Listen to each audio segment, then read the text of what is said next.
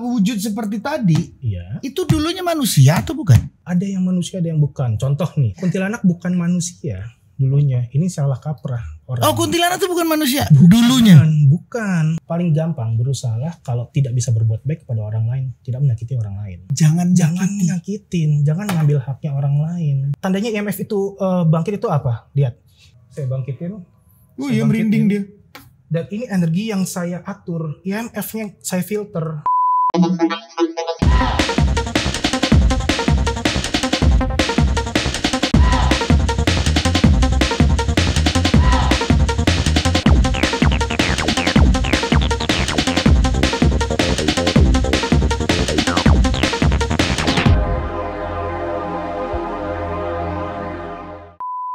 Ketemu lagi di podcast Ngobrol Asik. Sekarang saya kedatangan tamu yang ini unik.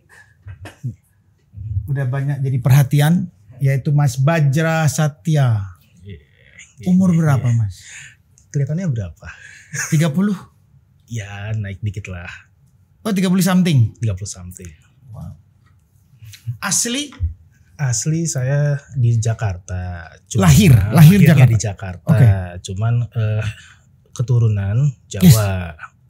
Oh, ibu bapak dua-duanya Jawa. Dua-duanya Jawa. Jawa Timur, Jawa Barat, Jawa Tengah. Bapak Jawa Tengah, ibu Jawa Timur. Oh, ibu Jawa Timur. Keturunannya gitu. Jawa Timur ini Malang. Alah. Oke. Nggak jauh-jauh. Nggak jauh ya. Bapaknya Jogja, Solo. Kebumen. Kebumen. Yeah. Besarnya Bajra ini besarnya di mana? Jakarta atau Jakarta. Oh, besar di Jakarta. Jadi lahir di sini. Lahir Jakarta. Lahir Jakarta ya. Iya. Kok terus punya kebisaan begini nih gimana? Kebisaan gini nih, yang dimaksud kebisaan bisa ngelihat apa aja yang kita nggak bisa lihat nih, apa ini maksudnya? apaan aja ya yang iya, apa yang kecil-kecil, bukan virus tapi kan? Ya virus kan pakai mikroskop kan itu. Iya. Kayak dokter dong. Kan bukan ini. Bukan. Makanya terus gimana? Kenapa bisa tertarik gitu ya? Ya, kenapa? Karena dari kecil emang ya pada dasarnya sudah melihat. Oh. Sudah jadi melihat. Dari kalau kecil. gitu pertanyaan jadi begini nih. Ya. Lahirnya 9 bulan atau lebih? 9 bulanan. 9 bulan aja. Wah, soalnya teman saya yang begini-begini 11. Oh, jauh gitu ya. Lahir ya udah nyeleneh. Ya itu makanya kan. Gak seperti yang lainnya ya. Iya. Betul. Seperti itu. Jadi mulai kecil emang udah bisa melihat dan macam-macam, dan orang tua justru skeptis dalam artian masa sih ada seperti itu, sampai akhirnya ya mereka ngeliat sendiri baru percaya. Bisa. Ya kenapa? Terlihat. Berarti kalau terlihat berarti itu hidup dengan Bajra. Enggak, tidak sengaja bentuk terlihat. Makhluk itu. Kurang lebih seperti itu. Iya, berarti ada di sekitar kamu terus waktu kecil. Iya, selalu. Atau memang itu menjadi bagian hidup kita? Selalu menjadi bagian dari hidup kita, karena sebetulnya seperti itu. Karena kan kita nggak sendirian di sini. Itu ya. Iya. Iya betul. Pokoknya kita itu setuju. Saya nggak sendirian itu setuju. Cuman dia berinteraksi bareng sama kita. Sebetulnya. Interaksinya ini dalam artian apa dulu nih? Apakah enggak? Mereka artinya bahwa mereka kan dengan makhluk yang lain, dia dengan makhluk yang sesama dia berkomunikasi kan? Iya. Dia hidupnya berdampingan sama kita kan? Betul. Nabrak-nabrakan sebetulnya. Betul. Iya kan? Tabrak-tabrakan. Betul. Kadang ada yang tembus. Ada yang tembus kan? Iya. Seperti film-film itu betul nyatanya begitu. Betul seperti itu. Dan Mas tuh lihat itu. Iya. Dan sampai hari ini. Dan bisa dibilang ngelihatnya tuh nggak yang setiap saat itu langsung ada. Karena ada orang-orang yang setiap saat itu ngelihat ada yang saya yang bisa memfilter. Karena pusing Mas. Kalau selalu ngelihat jatuhnya, misalnya nih saya mau jalan lurus kayak misi. Lu kan bisa main tabrak juga nggak apa-apa. Itu dia, saya bisa menilai, saya bisa melihat. Oh ya nggak apa-apa kalau saya lalui, saya tabrak. Tapi ada orang-orang yang saking terlalu bisa jelas melihatnya, dalam artian nggak bisa difilter, nggak bisa ibaratnya saklar tuh on off. Ya udah, jadinya kayak nggak bisa bedain mana yang fisik, mana yang gaib. Oke. Jadi pertanyaan timbul lagi nih. Iya.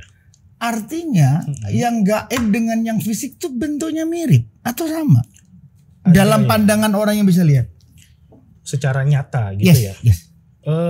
Ada yang saatnya itu benar-benar mewujud seperti apa adanya. Ibaratnya kena sinar matahari atau cahaya yang nggak tembus cahayanya. Tapi ada yang separuh-separuh juga. Tapi kalau malam wujud beda wujudnya. Katanya sama. Ada yang sama, ada yang beda. Oke. Jadi timbul lagi pertanyaan lagi. Boleh. Bedanya itu apa? Kalau yang beda? Beda, contoh ya kalau yang Genderuwo gitu. Ya misal genderuwo. Jadi genderuwo benar gitu. Genderuwo itu mirip bahasa sekarangnya Sasquatch. Kayak Yeti. Oh, Yeti tahu. Tapi coklat, Chewbacca. Iya. Banyak Kayak ininya, gitu. banyak apa? Rumbai-rumbainya. Rumbainya. Iya, kayak gitu. Kurang lebih kayak gitu. Jadi kalau Mas ngelihat pocong ya pocong. Pocong. Ngelihat mak lampir ya mak lampir. Tapi mak lampir itu ada gak sih? Mak lampir itu kan satu tokoh yang bisa dibilang jadi kayak legenda. Kayak padahal kalau saya bisa bilang ya itu adalah sebutan. Contoh kayak misalnya Nyai Longgeng ataupun tokoh-tokoh yang sebenarnya memang ada saat itu memiliki ya suatu keilmuan ya dan suatu kelebihan dan menjadi legenda. Oke. Wujud seperti tadi, Iya. itu dulunya manusia atau bukan? Ada yang manusia, ada yang bukan. Contoh kuntilanak. Ada yang manusia. Kuntilanak bukan manusia dulunya. Ini salah kaprah orang. Oh, kuntilanak itu bukan manusia dulunya. Bukan. Karena ada kuntilanak, ada pontianak. Itu beda. Itu beda lagi. Ada kuntilanak ya. Oke, terus. Itu beda lagi. Pontianak itu dari kata puan, perempuan, mati, anak. Ibaratnya perempuan yang lagi mengandung, lagi hamil. Itu meninggal dengan ya bisa dibilang tidak wajar dan ada dendam tertentu. Jadi, yang akhirnya dia penasaran. Jadi arwah penasaran itu benar bahwa ada, tapi tidak selamanya ada. Tidak sampai misalnya nih, tidak sampai orang bilang ada orang yang berpendapat sampai kiamat. Ya enggak juga. Selama dia masih dendam, masih ada penasaran, ya dia tetap ada. Tapi kan ini pada saat dia meninggal, rohnya ada, jasadnya nggak ada. Iya. Kalau di dalam logiknya adalah dia sudah tidak bisa berhubungan apapun dengan yang hidup real, nyata. Iya. Oke. Setelah dinyatakan tidak ada hubungan, iya. Berarti dendam apapun dia tidak ada hubungan sudah sebetulnya. Nah, apa begitu nggak? Gini. Jadi sebenarnya untuk bedah tubuh ya, anatomi manusia secara holistik itu nggak cuman masalah ada roh atau fisik doang, tapi ya ada yang disebut dengan kalau dari kebijaksanaan timur yang disebut dengan jiwa atau atman. Itu beda lagi gitu loh. Balik lagi sih, saya kembalikan ke keyakinan masing-masing. Betul. Tapi pada intinya adalah saat orang itu kasusnya kayak tadi ada dendam, ada urusan yang tidak selesai. Atau kejadian yang membuat dia sakit. Membikin dia sakit. Setiap tanda kutip arwah gentayangan atau hantu pasti ada kesakitan. Gak mungkin bahagia dia jadi hantu. Gak mungkin. Berarti orang yang mengalami perjalanan di dunianya, kehidupan yang mungkin tidak sesuai dengan maunya dan dia meninggal, disakitin atau apapun, arwah gentayangan itu ada. Bisa ada. Enggak selalu ada ya, tapi bisa ada. Tidak selalu ada. Iya. Tapi bisa ada. Bisa terjadi. Bisa terjadi. Kalau yang saya pelajari dan pengalaman saya, yang kadang gini mas, saya lewat nggak usah yang tempat serem, nggak usah kuburan. Kadang ada contoh ya, ini salah satu ya dekat lokasi sini saya pernah ada yang penasaran sudah sekitar 20-30 tahun karena ternyata dia saya dibunuh di rumah itu, di tempat itu, dan masih sampai sekarang karena dia nggak terima kalau dia dibunuh, dia belum ikhlas. Gitu. Jadi dia stay di rumah itu. Betul, tetap sampai sekarang stay karena dia masih nggak terima dia dibunuh. Masalah nggak terima ini urusan berbeda. Sekarang yang saya mau bahas adalah dia tinggal di rumah yang tetap sama dengan keluarga yang dia merasa bahwa keluarganya bisa hidup bareng dia. Iya, walaupun perasaan dia. Iya. Perasaan dia kan? Iya, dia terjebak dalam perasaan itu saat dia meninggal. Dia terjebak dalam perasaan sakitnya saat dia meninggal. Berarti kalau begitu bedanya alam nyata dengan alam kubur apa dong? Karena nggak cuma alam nyata dan alam kubur aja kalau yang saya pelajari. Karena gini, saya belajar itu bukannya gimana ya, saya belajar itu kan dari multi pemahaman, multi keyakinan, dalam artian dari mulai dari timur sampai ke barat, timur tengah saya pelajari. Tapi kan yang menjadi menarik untuk dibahas adalah bagaimana orang seawam saya mengerti, diberi pemahaman yang mudah untuk memahami. Iya, betul. Betul. Nah, maksudnya gini, yang saat orang sudah nafasnya sudah tidak ada. Gak ada, meninggal. Dinyatakan secara medis meninggal. Itu secara medis, tapi kan pada secara spiritual dan supranatural, dua hal yang berbeda ya, spiritual dan supranatural. Betul. Ini masih ada yang berkeyakinan 14 hari masih ada. 14 hari itu ada. Masih ada stay. Karena energi kita sekarang gini, meninggal atau mati secara medis itu berbeda dengan kebanyakan orang lihat. Orang lihat meninggal nggak ada nafasnya itu dinilai mati. Tapi ada orang medis yang menganggap bahwa masih ada yang jalan nih, masih ada aliran darahnya, itu belum meninggal. Karena itulah yang paling cepat meninggal ya karena mati di sini, gantung diri. Itu paling cepat yang setahu saya. Nah, itu dia dalam 14 hari energi kita di dalam itu masih mengalir secara perlahan-lahan decay, membusuk. Nah, setelah itu dalam waktu sampai 40 hari setelah hari kematiannya, ya masih ada di bumi, di alam sini. Tergantung dia sudah bisa ikhlas atau belum. Berarti masih ada di bumi 14 hari. Kita ambil paham yang 14 hari. Kita ambil paham 14 hari. Ya, 2 minggu. Iya, 2 minggu. Ya. Jadi paham 2 minggu tersebut, si roh tadi itu kan berarti ada di kita nih. Istilahnya 14 hari ada di rumah sama keluarganya, merasa dia ada. Padahal dia gak bisa ngapa-ngapain. Gak bisa ngapa-ngapain, dalam arti gak bisa nyentuh. Gak bisa. Nangis gak deh? Aduh, ada yang nangis. Berarti gue gak bisa, kok dia meninggal gitu. Iya. Apa perasaannya begitu atau? Ada yang sadar dia meninggal, ada yang dia nggak sadar dia udah meninggal. Itu yang susah. Yang lama masih stay di sini karena dia nggak tahu dia tuh udah meninggal dan dia nggak terima dia udah meninggal. Kasihan dong. Itu dia kata kuncinya. Kasihan sebenarnya dengan arwah-arwah seperti ini karena ada di beberapa keyakinan yang membantu arwah ini untuk bisa tidak berada di bumi lagi, dalam artian ya udah kamu ikhlas, kamu lepas, kamu sadar. Gak ada di bumi lagi. Alamnya kalau Mas pernah tahu nggak? Iya. Bahwa alamnya mereka itu kayak apa? Alamnya ini kita ngomongin arwah ya, arwah gentayangan ya. Kalau dibilang saat bilang arwah gentayangan sama kayak kita di bumi. Tapi saat ibaratnya ke alam kubur, ke alam ada dalam keyakinan lain sebutnya Sheol, ya itu emang sudah pindah alam dan nggak seperti kita, nggak kayak kita, sepi. Saya bisa bilang seperti itu ya. Ini saya kembalikan lagi ke keyakinan masing-masing. Tapi yang saya lihat, saya pelajari, alamnya sepi. Dalam arti gelap, sepi, benar-benar kayak sendirian aja. Dia nggak ada temennya. Nggak ada temennya. Sepi, benar-benar. Sepi sendirian. Sama nggak ada temennya itu beda lagi tuh Mas. Sepi berarti ada temennya tapi nggak ada apa-apaan. Cuman yang ini nggak di sendirian. Nah, ini beda nih. Sendirian. Lu nggak ada temennya? Nggak ada temennya. Bisa dibilang seperti itu. Ya nggak ada siapa-siapa yang bisa bantu dia, bisa ngobrol.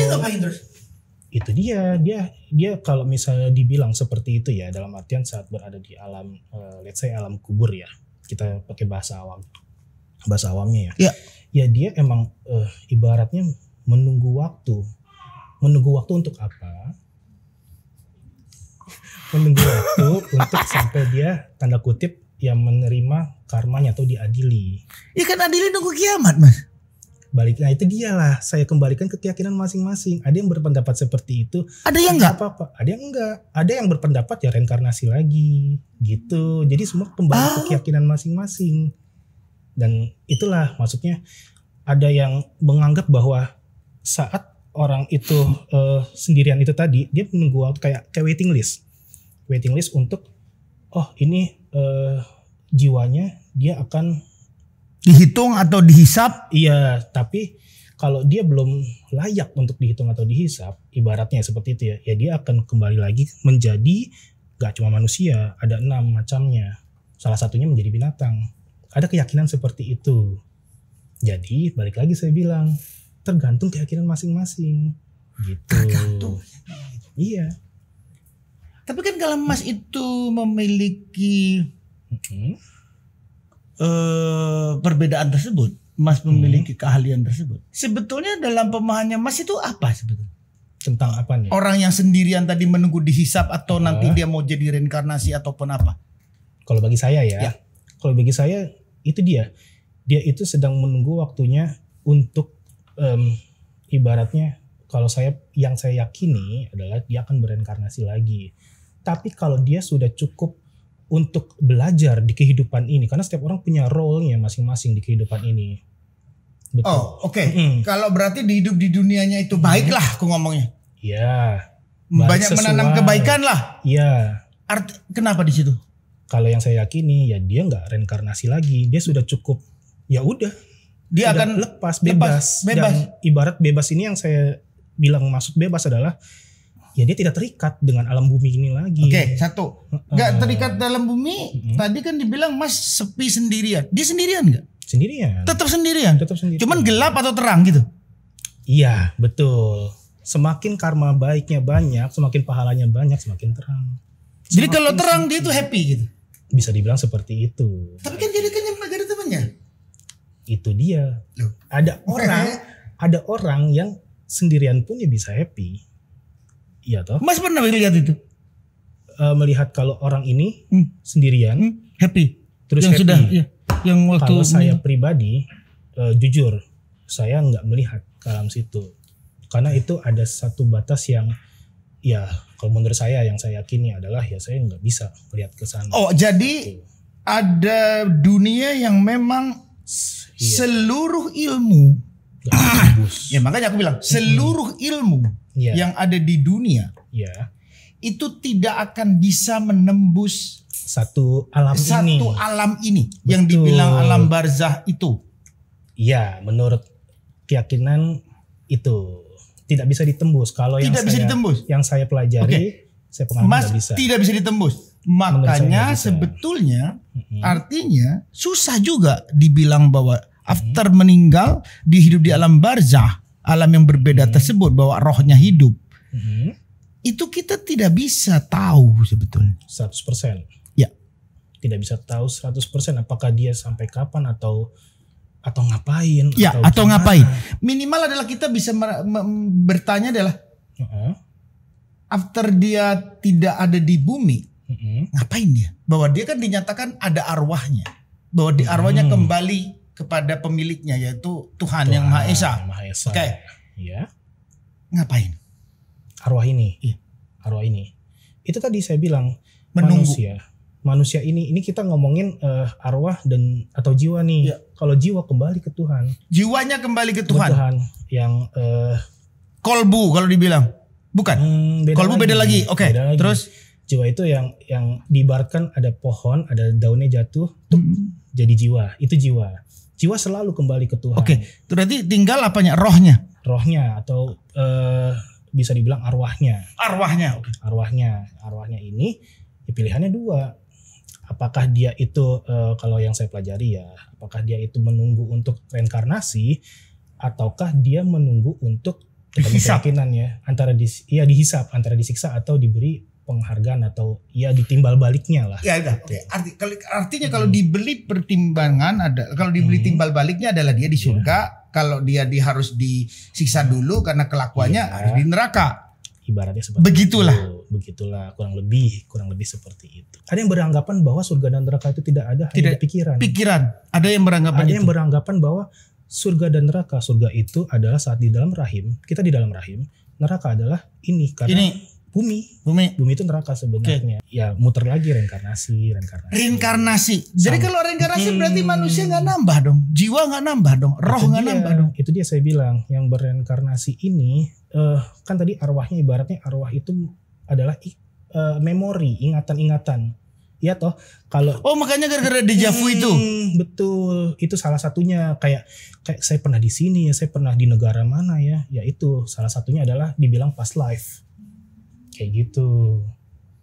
Percaya nggak percaya. Mas percaya yang mana? Saya percaya ada. Mas percaya ada? Percaya ada. Kalau saya pribadi. Oke, Mas bisa kebiasaan kayak begini terus disebut tadi bilang bahwa Mas ini tidak normal.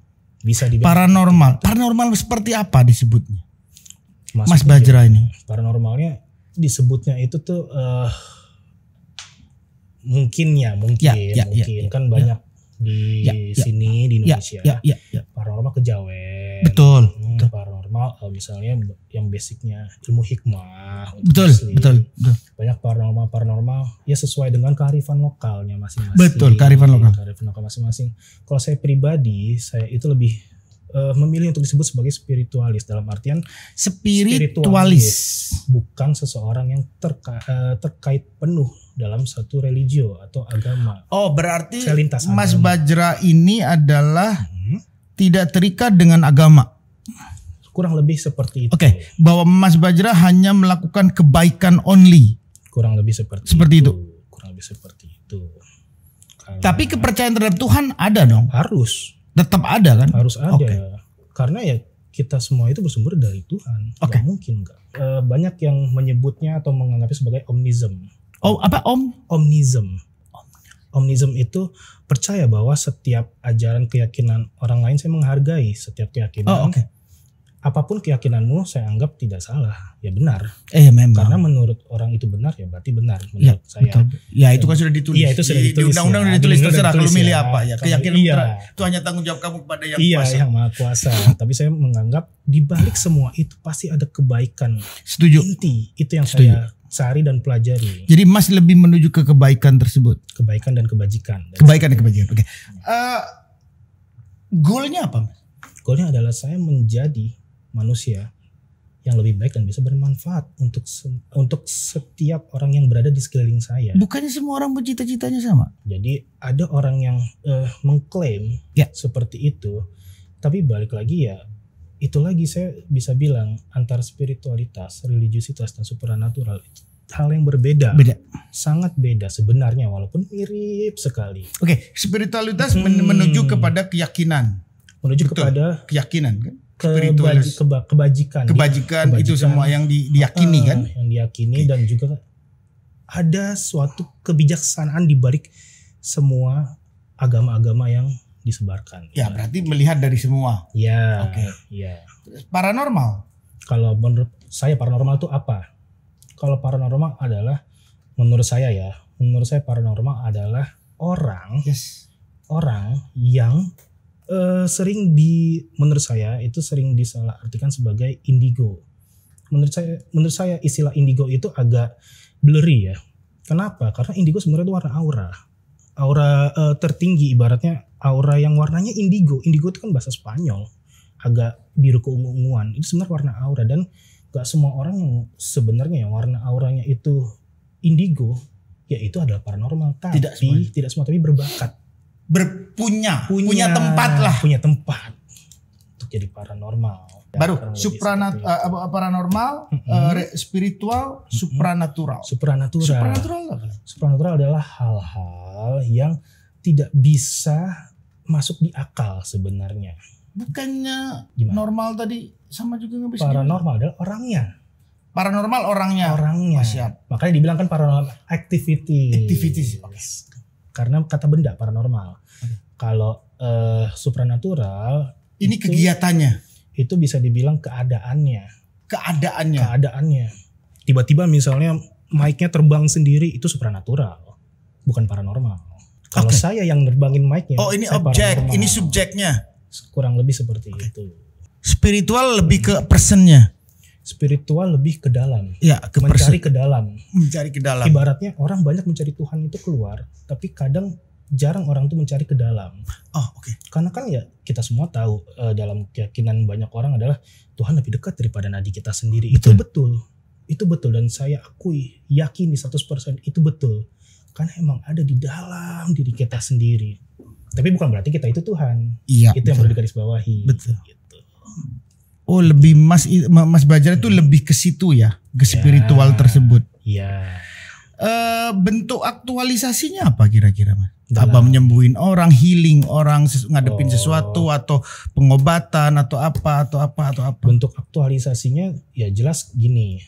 Ada fenomena yang menurut saya fenomena di masyarakat yang spiritual itu tuh harus ibaratnya pakai baju putih. Ada yang harus pokoknya terlihat baik. Sebenarnya spiritual adalah menurut saya equilibrium, seimbang.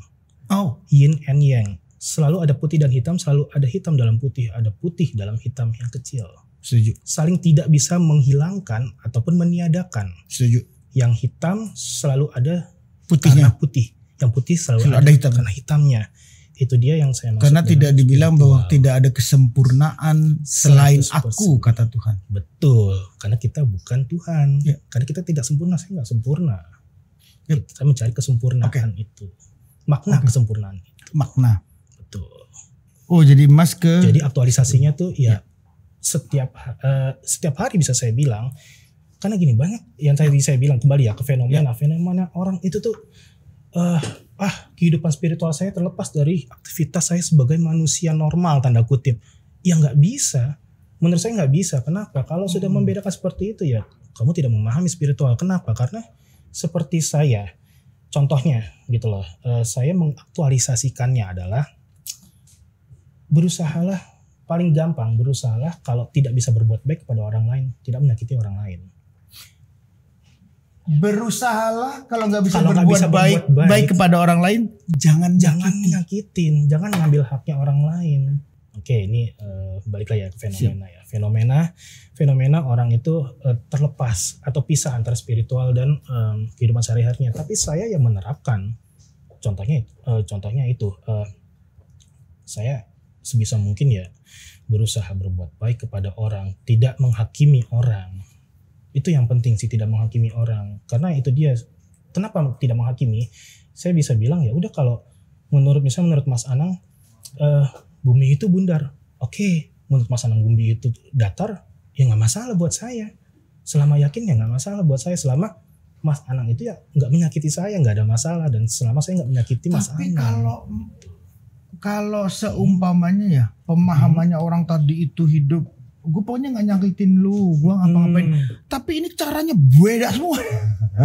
Saya sama Mas beda, saya sama Hanif beda, sama si Bal beda, sama siapapun beda. Cara kan? Iya. Cara. Karena kan tadi memandangnya, besok gua ke Monas ya. Betul. Ya udah, pemahaman saya Monas itu lewat Blok M, Jalannya, lewat Sudirman jalurnya. sampai sana. Betul. Enggak, si Hanif enggak. Sudirman tuh aku lewat Jember dulu. Bisa kan? Tapi Iya kan, boleh boleh bisa juga loh. nggak masalah kalau mau. Kalau mau. Jadi kembali kepada manusianya. Kembali kepada manusia, itu dia saya bilang, saat spiritual itu sebagai tanda kutip sebagai kebebasan, sebagai dasar, ada pemahaman dan keyakinan masing-masing personal yang saat menjadi komunitas, menjadi sesuatu yang masif, menjadi agama, menjadi keyakinan bersama. Akhirnya dibentuklah satu tatanan ukuran aturan yang norma. Yang bukan dibilang yang benar juga nggak bisa ya. Boleh nggak dibilang yang benar? Boleh gak? Apa itu benar? Balik lagi kan. Iya, jadi pertanyaan yang benar gak bisa dong. Benar Itu adalah pemahaman yang sama bahwa 10 orang ini dari 10 orang menyatakan 8 bahwa memang api itu panas. Akhirnya api itu dipegang panas. Oh ya, ini benar. Ini benar panas. Jadi begitu akhirnya diumumkanlah bahwa api itu panas. That's the point. Nah, yang megang api. Jadi gini nih, saya ibaratkan dengan api ya. Ini seru nih. Ada api. Saya sebagai orang spiritualis beda dengan bisa saya bilang dengan saya orang esoteris. Karena ada orang esoteris, ada orang eksoteris. Orang eksoteris adalah orang yang religiusitasnya tinggi, bisa dibilang seperti itu. Orang religiusitas tinggi akan percaya api itu panas. Apapun yang dibilang oleh pemimpin agamanya, api itu panas. Oh, itu dari gurunya lah, dari bilangnya, dari orang tua saya, dari siapa, dari sono lah pokoknya dari gitu. sana, itu panas. Oke. Sementara orang-orang kayak saya yang bisa dibilang ya orang esoteris, ya saya nyentuh api itu, benar nggak sih panas? Oh, berarti Bajra butuh pembuktian sendiri. Empiris. Iya, butuh pembuktian sendiri. Itu benar.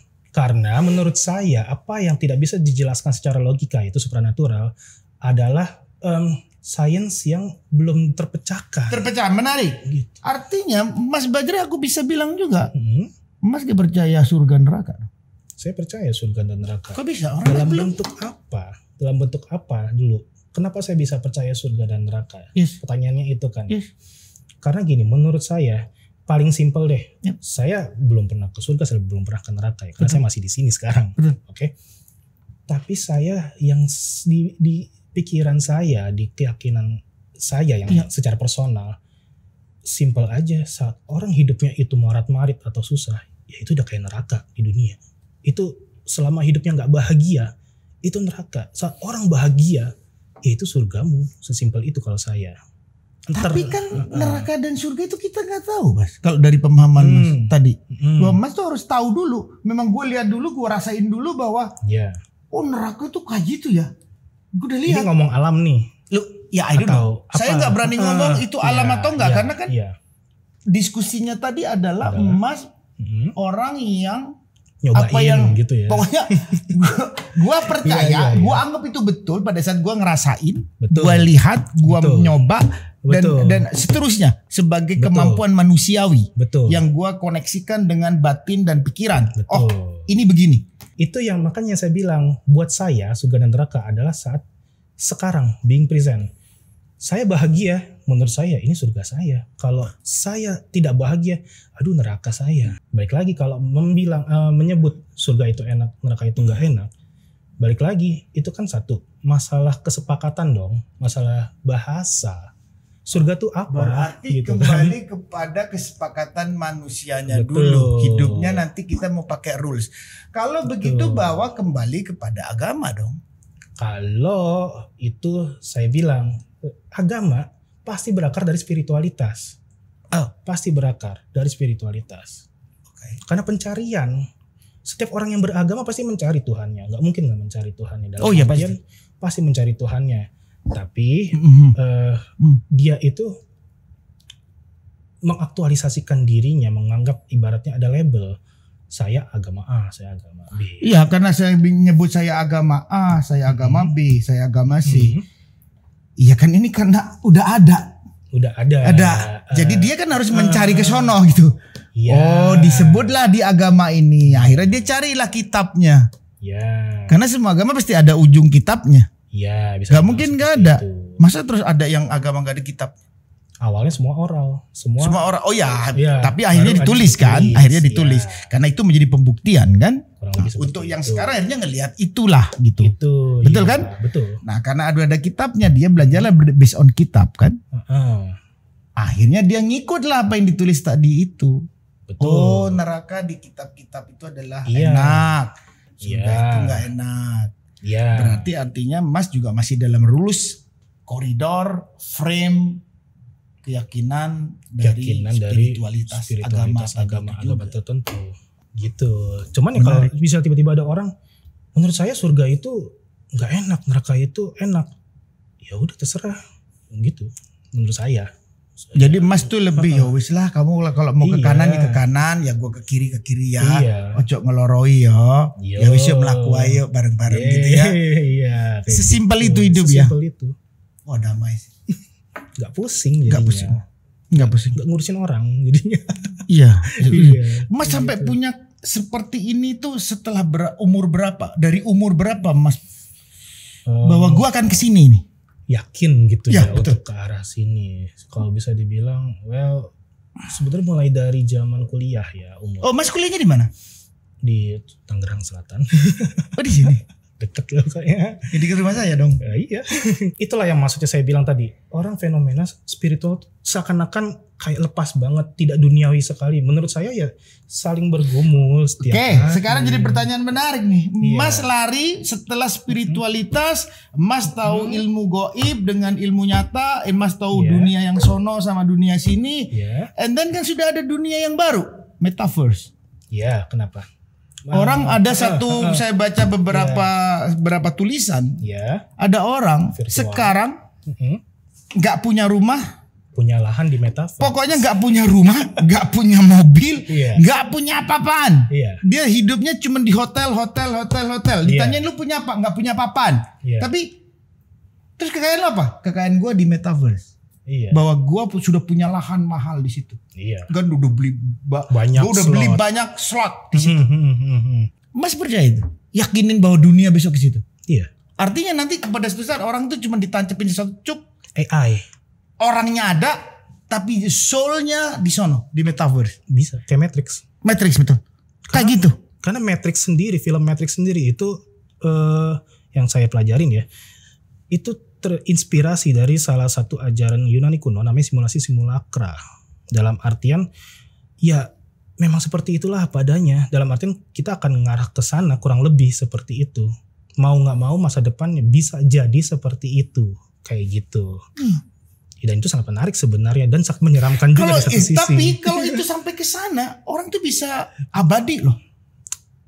Balik lagi, abadi itu kan berarti ibaratnya kayak apa sih abadi itu? Misalnya gini, orang Hidup di dunia, metaverse di sana kan Di ibaratnya- dia jadi file kan. jadi cloud gitu ya, di cloud. Ini kan nanti Gimana udah ya? terbentuk nih, ada blockchain, hidupnya Iya, udah di blockchain. oke. Kita kan hidupnya Iya. di blockchain nih, Iya, gitu ya. iya. Kita udah jadi sesuatu di blockchain. Iya, Tung. NFT. Mungkin bener. Dan dunia ini. Bener gak sih Bajra, bener ya? Oke. Bener. Kalau sudah kita jadi di situ, Iya, udah di mint tuh. udah jadi di situ kan. Hmm. Kan ini kayak jasad nih gak ada gunanya juga kan. Udah gue hidup di situ aja sama teman-teman yang lain. Kalau nanti akan ke sana semua. Teorinya sih bisa. Apa bisa teorinya. begitu gak? Teorinya bisa. Betul. Oke. Balik lagi kenyataannya bisa atau enggak kita belum tahu karena kita belum sampai sana. Tapi teorinya Bisa. Kalau Menurut saya, Bajra bisa. bisa. Teorinya bisa. Tapi balik lagi tidak ada sesuatu yang abadi. Tetap aja mau jadi file, ibaratnya kita jadi notes gitu ya, jadi .txt gitu ya. Terus tiba-tiba mau sampai kiamat ada .txt ya belum tentu juga. Tiba-tiba ada yang iseng delete, ya udah kita nggak ada. Kalau blockchain nanti kan nggak bisa di delete. 100% nggak bisa di delete. Ya balik lagi, setiap teknologi selalu ada perkembangan. Dulu kita zaman 10 tahun lalu Waktu ngomong .com deh, kita kan nggak tahu bisa ada internet, bisa ada YouTube, bisa ada segala macam yang serba instan. Oh berarti pikiran Jastra bahwa nanti ada blockchain, ada another block, I don't know what. Bisa jadi. Yang kita bahkan belum Gak tahu mungkin lebih gede dari blockchain gitu. Iya, siapa tahu Iya, lebih bisa juga lebih decentralized Bisa lagi ya. Bisa juga ya. Semua kemungkinan ada kan? Iya, semua kemungkinan ada. juga ya. Kemungkinan 0,001% tetaplah suatu kemungkinan. Bajra tuh ke pemahaman itu ngikutin ya. Ikut. Kan soalnya ada yang enggak kan. Orang yang dia. spiritual ataupun Iya. paranormal. Dia enggak, dia punya dunia sendiri yang dia nggak mau tahu dengan dunia yang hari ini terjadi. Gue kesini nih gitu. Ibaratnya klinik tuh nggak bisa nyampur ke klinik. Kalau saya klinik ya harus balance. Saya masih manusia, bukan kodam. Saya bukan spirit. Saya masih manusia. Saya main di sini aja ya bareng saya. Mas Jastra kesibukannya apa dong?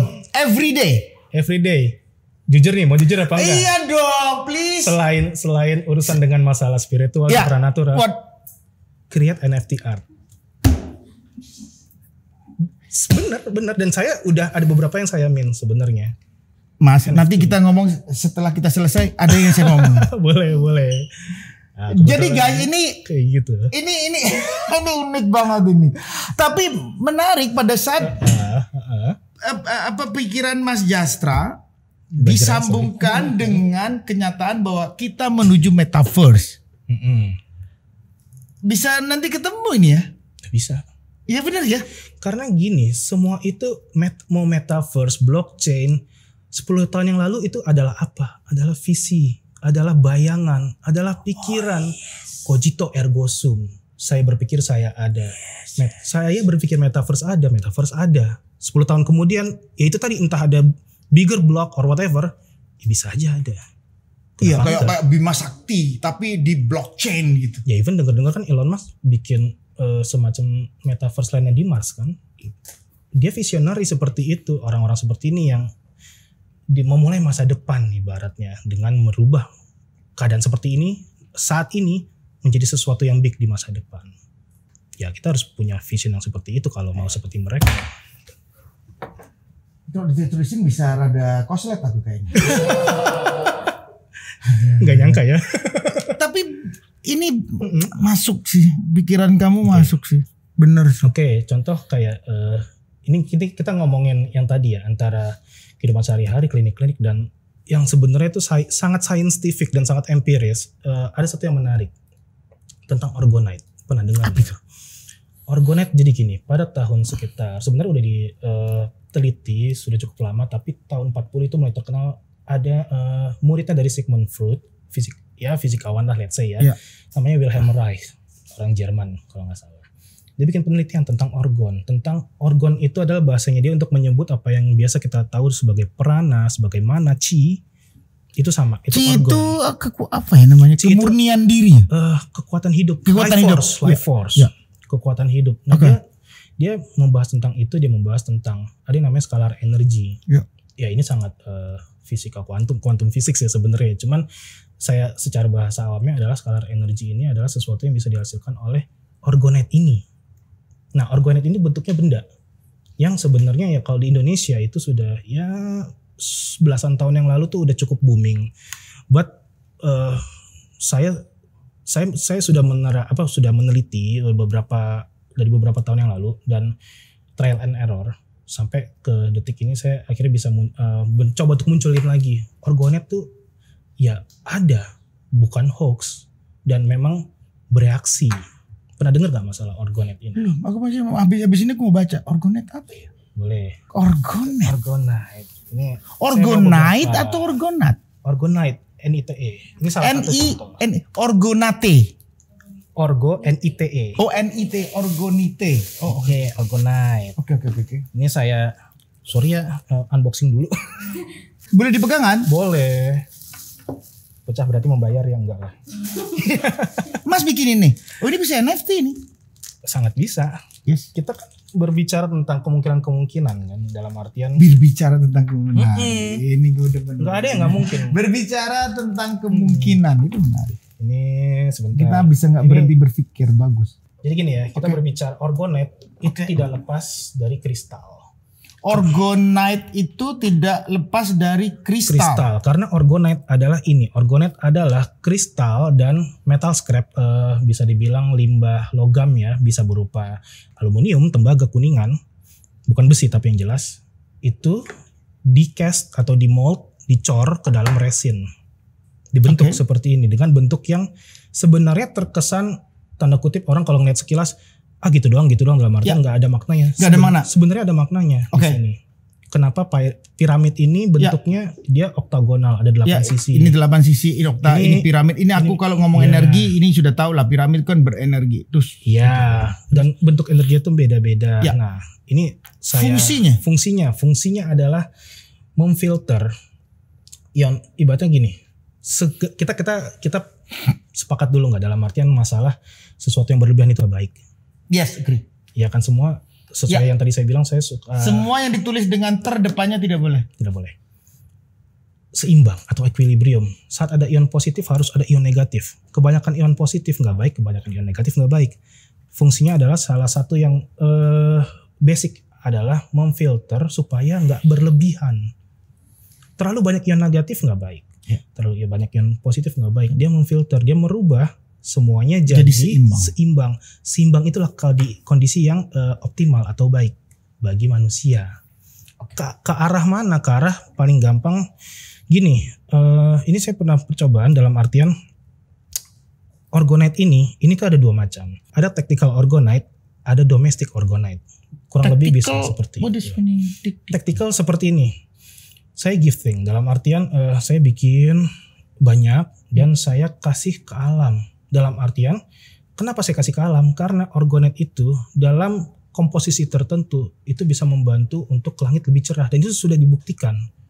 Langitnya itu yang dengan komposisi yang benar, atasnya itu tuh bisa benar-benar lebih biru. Tidak seperti polusi apa segala macam.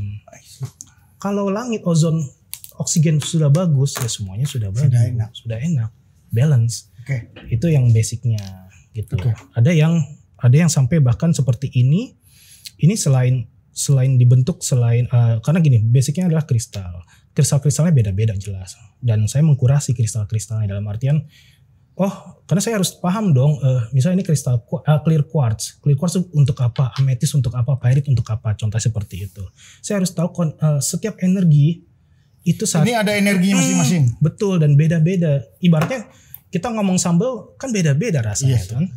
Sambal mangga beda. Makanya Tuhan menciptakan macam-macam berbentuk ini. Betul. Pasti ada maksudnya. Pasti ada maksudnya, dan gimana caranya meracik supaya bisa mencapai satu poin yang kita cari. Contohnya adalah dari keseimbangan. Betul. Contohnya seperti black tourmaline, dari energi kristalnya sendiri itu sudah sangat bagus untuk proteksi ya. Ini dibikin seperti ini. Ini ada formasinya minimal 4 di rumah. Tapi ini dibawa diginiin? Enggak, ditaruh di rumah. Ditaruh aja? Kecuali ada orgonat tertentu yang dibentuk menjadi pendan, jadi kalung. Nah itu beda lagi fungsinya. Tapi untuk fungsi seperti ini ditaruh di rumah aja, di satu tempat di kamar let's say. Atau lebih bagusnya di dekat tempat elektronik. Elektronik. Kenapa? Karena orgon dia menyerap. Dia memfilter radiasi EMF, electromagnetic field. Kenapa EMF itu ada? Ini hubungannya sama yang bisa dibilang klinik. Karena EMF, setiap spirit, setiap makhluk lain. Electromagnetic field. Electromagnetic field. Setiap makhluk hidup, makhluk gaib itu pasti memiliki radiasi EMF-nya. Ya kayak wifi kan gaib toh, nggak kelihatan, tapi ada. Ini penting dong. Nah, contoh nih, sebentar. Saya bisa kasih lihat ya. Contoh. Ini saya keadaan normal. Saya tidak terpapar EMF yang terlalu parah. Ya. Tapi saya bisa membangkitkan EMF di sekitar saya. Tandanya EMF itu bangkit itu apa? Lihat. Saya bangkitin. Iya merinding dia. Dan ini energi yang saya atur. EMF-nya saya filter sehingga banyak EMF di sini. Dan saya bisa, percaya nggak percaya? Ya udah saya normalin lagi seperti tadi, mulai hilang merindingnya. Oh iya, saya bisa ngatur itu energi itu. Kok bisa? Kan itu muncul kan nggak bisa sembarangan. Itulah ilmu. Dan ilmunya bukan maksudnya ilmu klinik tok. Ya itu ilmu sains, ini saya pelajari sehingga saya bisa seperti ini. Karena selalu kan kalau orang merinding kayak tadi itu, wah ini ada sesuatu nih, gitu kan?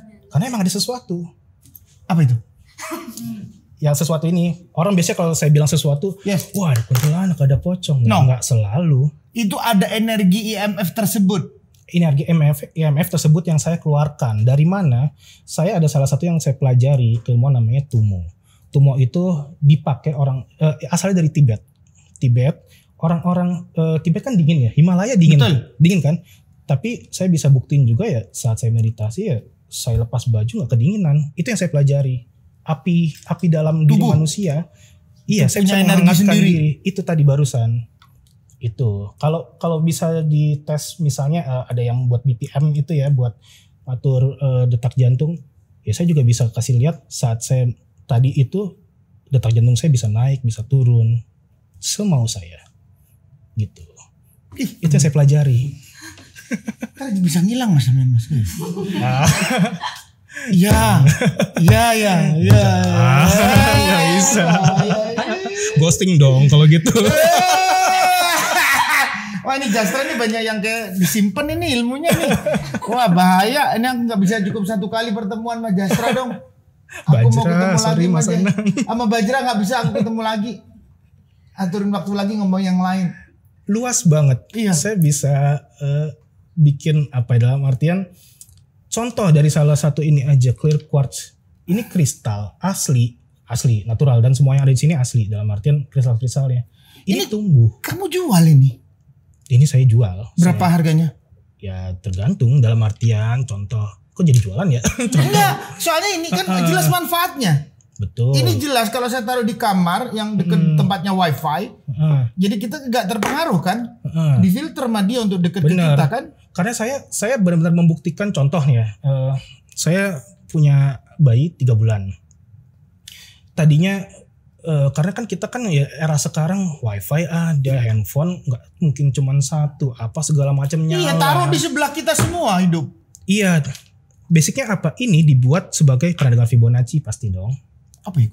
Fibonacci adalah Fibonacci nama orang, tapi dia bikin dari Fibonacci yang saat dibentuk menjadi gambar 2 dimensi itu menjadi golden ratio, keseimbangan natural yang sangat universal.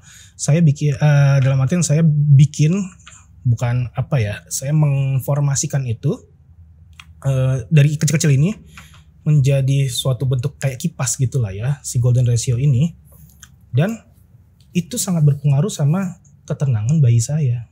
Dalam artian ya jadi nggak gitu rewel, jadi nggak, kenapa ya, karena nggak ada, kan gini ya, manusia kan punya snaps ya, apa ada cetak-cetak di otak gitu, itu berpengaruh terhadap radiasi EMF ini. Semakin stabil ya semakin nggak fluktuatif gitu. Jadi kalau kita pergi-pergi bawa ini cukup 1 biji? Itu saya bisa bilang enggak. Kenapa? Karena kan komposisinya tuh beda. Komposisi ini dengan komposisi ini dengan komposisi ini beda. Contoh, ini saya pakai untuk menyimbangkan cakra meditasi. Karena dan bentuknya pun beda. Yang ini kalau yang ditaruh di hari-hari untuk kita bawa, yang bagus yang mana? Saya nggak tampilin di sini, tapi bentuknya mirip seperti ini, bisa berbentuk seperti ini, tapi komposisinya pasti beda. Orang ada kok yang bikin isinya itu berlian sama emas, ada yang bikin kayak gitu, dan ya harganya wow kalau yang kayak gitu bentukannya. Tapi itu teorinya teori yang tadi tetap. Yang si Bastra ngomong tadi bahwa betul. ini adalah untuk EMF radiasi tadi. EMF tadi memfilter EMF tadi. Radiasi EMF tadi, betul. Basicnya itu. Nah, saya pernah ada yang lucu nih ya, berbicara tentang orgonet. Ini dalam bentuk golden ratio. Jadi ada ya let's say klien lah ya. Dia di tempat usahanya itu ngeluh terus kayak ya biasalah ada gangguan apa ini itu. Saya nggak mencoba untuk nggak pakai klinik lah, ibaratnya nggak pakai spirit, nggak pakai kodam, nggak pakai yang tanda kutip yang aneh-aneh gitu ya, yang menurut orang aneh. Ya saya pakai science, dan dari gangguan itu di hari pertama ini ada yang meledak, benar-benar meledak gosong, terus keruh warnanya, ada beberapa titik yang meledak, dan ya ternyata nggak lama kemudian karyawannya minta maaf ke dia segala macam. Ternyata ada yang ngisengin dia kayak gitu, itu nyata. Jadi saya orangnya gini, simpelnya gini. Kalau misalnya saya kena santet, saya tiba-tiba berdarah gitu ya cukup sering ya kayak gitu ya, saya berdarah. Yang saya lakukan pertama kali bukan cuman gimana caranya healing secara klinik, enggak, saya ke dokter.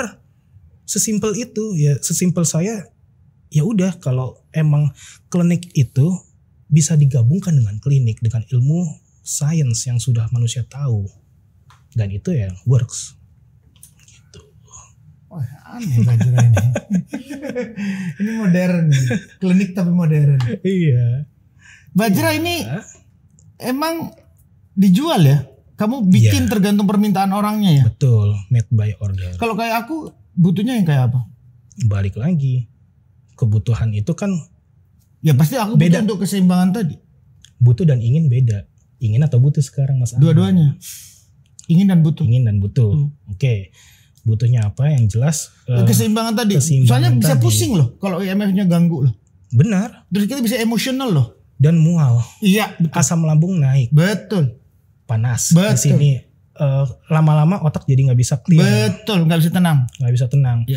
Yang dibutuhkan adalah kalau saya yang pasti basicnya banget itu yang berbentuk seperti ini, yang bentuknya ditaruh. Dan itu bentuknya nggak cuma ini, macam-macam. Ada yang bahkan sealaihum gambreng itu ada, bentuknya piramid segede-gede. Itu ada. Tapi piramid di saya itu oktagonal, sisinya 8 nggak 4. Karena saya udah coba sisi 4, sisi 6, dan yang paling baik sisi 8 untuk energinya. Makanya ini bisa ditaruh di ruang tamu nih. Bisa. Bahkan bisa. saya ada segede ini nih, dari kecil-kecil ini. Itu bisa dibikin sesuai golden ratio itu tadi. Dan itu uniknya bisa bikin sinyal wifi hilang. Jadi sefilter itu susah sinyal jadinya. Ada deket situ kok nggak ada sinyalnya. Karena kan ada orang juga walaupun bisa dibilang nggak bisa dijadikan patokan 100% ya, mencoba paling banyak deh orang tuh pakai IMF, bentuknya tuh dia kayak meteran gitu, IMF meter. Walaupun emang nggak 100% bisa dijadikan patokan, tapi ya kurang lebih adalah alat itu menunjukkan bahwa saat ada orgonite IMF-nya bisa turun gitu.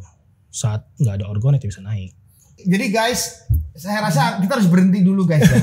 Kalau nggak berhenti guys. Karena saya suka saya memang suka tentang hal seperti ini, saya suka sekali. Dari mulai kecil di antara keluarga dan saudara-saudara saya, dari beberapa ya kalau di pesantren kan Pak Kiai ya. Iya.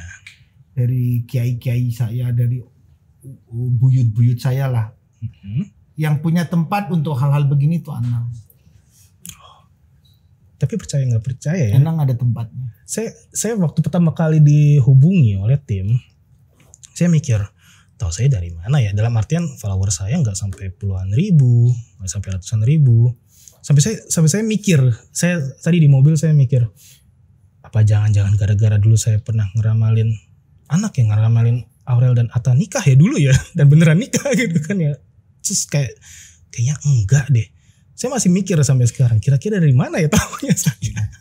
Gitu. Karena ada itunya, ada getarannya kali. Ya. Jadi guys, ini gak bisa diterusin dulu ya. Nanti aku terusin lagi, kita akan diskusi hal-hal yang lain yang pasti menarik buat kalian pastinya. Teknologi juga bisa dibahas. Bisa. Mengenai NFT tadi, kebetulan Bajra juga akan ke NFT karena itu NFT adalah masa depan dari kalian yang ada di seluruh Indonesia. Anak muda Indonesia itu harus terjun ke NFT next time karena itu adalah kekayaan kita dan kita adalah negara terbesar nomor 4 penduduknya di dunia. Aku rasa NFT akan luar biasa di Indonesia. Dan apapun yang dikembangkan oleh Bajra, ini juga adalah hal yang cukup menarik untuk dibahas ke depan. Ini sangat berhubungan sekali, sangat berhubungan. Apa yang Bajra punya keahlian ini sangat berhubungan dan sangat bermanfaat buat perjalanan. Kalau kamu mungkin akan lebih mendalami tentang NFT, tentang kripto, tentang metaverse, tentang hal-hal yang memang akan kita lewatin nanti ke depan. Future itu akan berhubungan dengan apa yang Bajra lagi seriusin. Jadi guys, terima kasih buat Bajra. Mudah-mudahan kita pasti bukan mudah-mudahan pasti nyambung lagi dengan Bajra nanti dengan kita diskusi yang lain. Dan buat teman-teman yang memang tertarik nanti silahkan tulis di komen dan bisa tulis apa saja di pertemuan saya dengan Bajra, masukannya apa dan keinginannya apa dan kita akan bahas untuk yang selanjutnya. Sekali lagi terima kasih guys.